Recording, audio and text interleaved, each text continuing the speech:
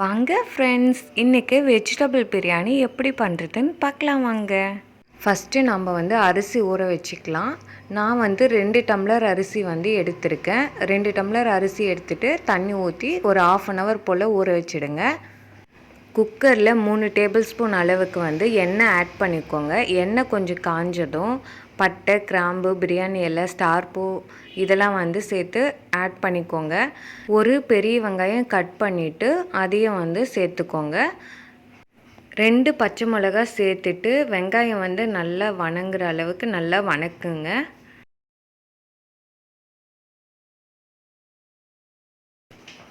இந்த அளவுக்கு நல்லா வணக்கிக்கோங்க. இப்போது 2 டேபிள் ஸ்பூன் இஞ்சி பூண்டு விழுது சேர்த்துக்கோங்க. இஞ்சி பூண்டு விழுது பச்சை வாசனை போகிற அளவுக்கு நல்லா வணக்கிக்கோங்க. 2 மீடியம் சைஸ் தக்காளி கட் பண்ணிவிட்டு அதையும் இப்போ சேர்த்துட்டு நல்லா வணக்கிக்கோங்க. இப்போது காய்கறிகள்லாம் சேர்த்துக்கலாம்.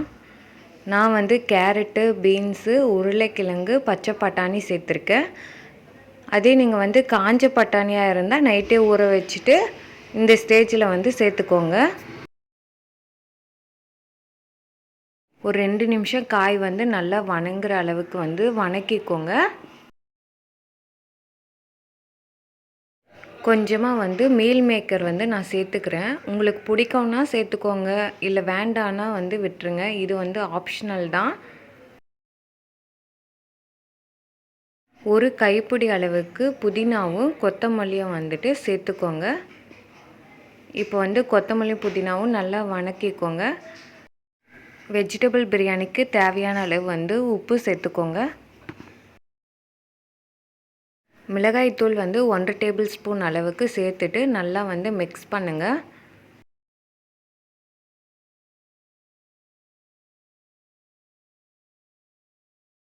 இப்போது கடைசியாக தண்ணி சேர்த்துக்கலாம். நான் 2 டம்ளர் அரிசி எடுத்திருக்கேன். அதுக்கு 4 டம்ளர் அளவுக்கு தண்ணி சேர்த்துக்க போகிறேன். தண்ணி சேர்த்ததுக்கப்புறம் நல்லா கொதி வந்ததுக்கப்புறமா லாஸ்ட்டாக அரிசி சேர்த்துக்கலாம். இப்போ அரிசி சேர்த்துக்கோங்க. அரிசி போட்டதுக்கப்புறமா லாஸ்ட்டாக உப்பு செக் பண்ணிக்கோங்க. உப்பு கம்மியாக இருந்தால் இன்னும் கொஞ்சம் சேர்த்து போட்டுக்கோங்க.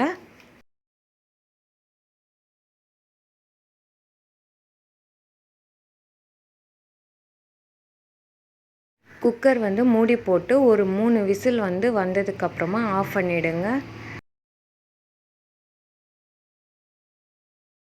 குக்கர் விசில்லாம் போனதுக்கப்புறமா மூடியை ஓப்பன் பண்ணிவிடுங்க. இப்போ பாருங்கள், உதிரி உதிரியாக எப்படி வெஜிடபிள் பிரியாணி ரெடியாக இருக்குன்னு. டெலிஷியஸான வெஜிடபிள் பிரியாணி ரெடி ஆகிடுச்சு. இந்த வீடியோ உங்களுக்கு பிடிச்சிருந்தால் லைக் பண்ணுங்கள், கமெண்ட் பண்ணுங்கள், சப்ஸ்கிரைப் பண்ணுங்கள். தேங்க்யூ.